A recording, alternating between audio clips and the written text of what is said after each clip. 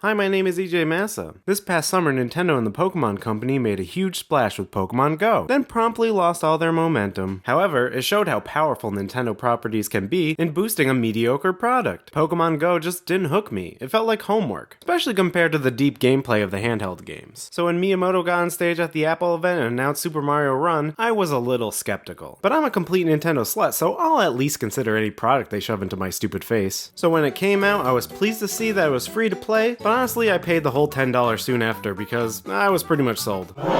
There's two modes, World Tour and Toad Rally. The Tour is pretty much what you'd expect from a Mario side-scroller. Several worlds with 4 levels each, with the last level some sort of Bowser confrontation. The most interesting aspect about the game is of course the controls. You don't got no D-pad on an iPhone, so Nintendo decided to make the whole screen just one fucking button, which is pretty dang smart if you ask me. I never liked on-screen buttons on phone games. They lack precision of a real controller and it gives you, I swear I pressed the button there. Nintendo probably realized this when designing Mario Run. All you need to do is tap. That's it. Tap, tap, tap. But everything is designed around this. Mario automatically runs, which sounds limiting, but it actually works out pretty well. You can tap a little to jump a little, or tap and hold to jump higher. You can tap again mid-air to do that little hover world like the one that was introduced in the new Super Mario Bros. Series. You tap to do wall jumps, and you also encounter blocks which stop you, cause you to change directions, or long jump, so it makes you forget about the control limitations. One thing that's a little jarring is that Mario automatically vaults over some enemies, especially since the original Super Mario taught us to avoid running into enemies with that first Goomba. Remember dying to that guy? How embarrassing. But you can tap during the vault to do stylish jumps and chain jumps, and the results are extremely satisfying. I haven't felt this good about pulling off cool jumps since mastering that triple jump in Super Mario 64. One mechanic I really love is the bubble mechanic. It replaces life, so when you get hit when you're small or fall down a pit, you bubble up and it brings you back in the level it's had. However, you can purposely use the bubble to go back and try a different path or grab something you missed. Although since bubbles also act as your lives, you run the risk of running out of bubbles and then it's game over. There's some subtle strategy to it. Do you use a bubble and try to explore, or do you forge ahead with more of a buffer? I'm glad for this mobile game they rethought the archaic 1-up system. We don't have to be tied to arcades and their quarter munching anymore. That's what microtransactions are for. So you can probably blow through the 6 worlds fairly quickly and easily, but I think the real fun of this game is the optional coin collecting. I go mad for this shit. Ever since Yoshi's Island on the SNES, I love the challenge of trying to find all the hidden red coins and the flowers and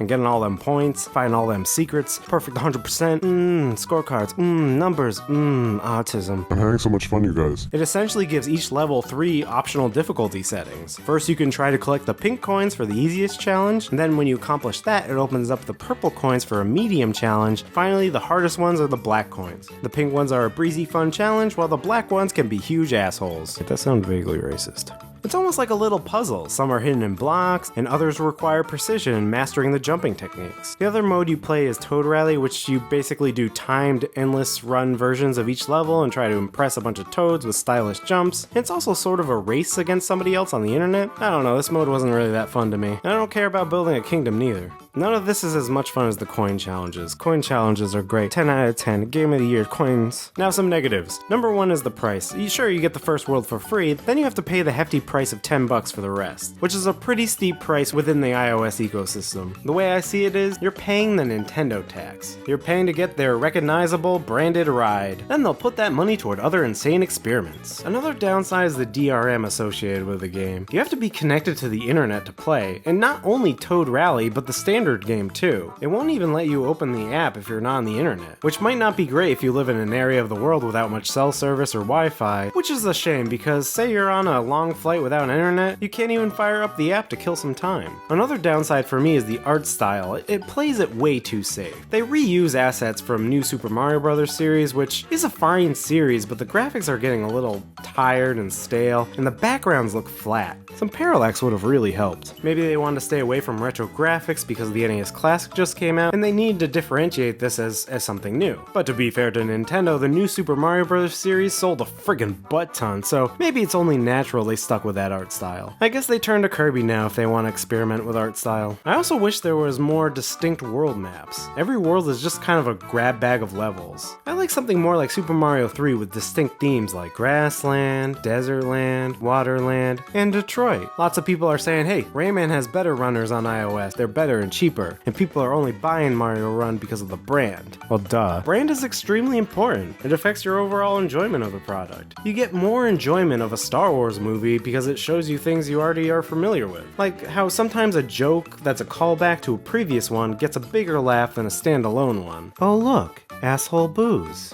Asshole booze. Brand awareness is paramount. Just look at what happened with Pokemon Go. Everyone got their hands on it, and that led to very good sales for Sun and Moon. And I bet Super Mario Run will only help sell Mario on the Switch. It's a huge plus that you can play with one hand, so I highly recommend it if you have, say, a lot of time on the subway, or perhaps you have a newborn like me, and you need to preoccupy yourself. Because if you're idle for just one moment, you might contemplate your eventual demise. If you go into this game expecting a full-fledged console Mario game, you will be disappointed. But for a mobile game and an early attempt at translating Mario to the platform, I think it's a great success. It doesn't feel half-assed, and it's also very uniquely Nintendo. Plus, you get the first world for free, so you'll know right away if the game is for you. I'm gonna give it the arbitrary score of 7.5, and I'll see you next time. Bye!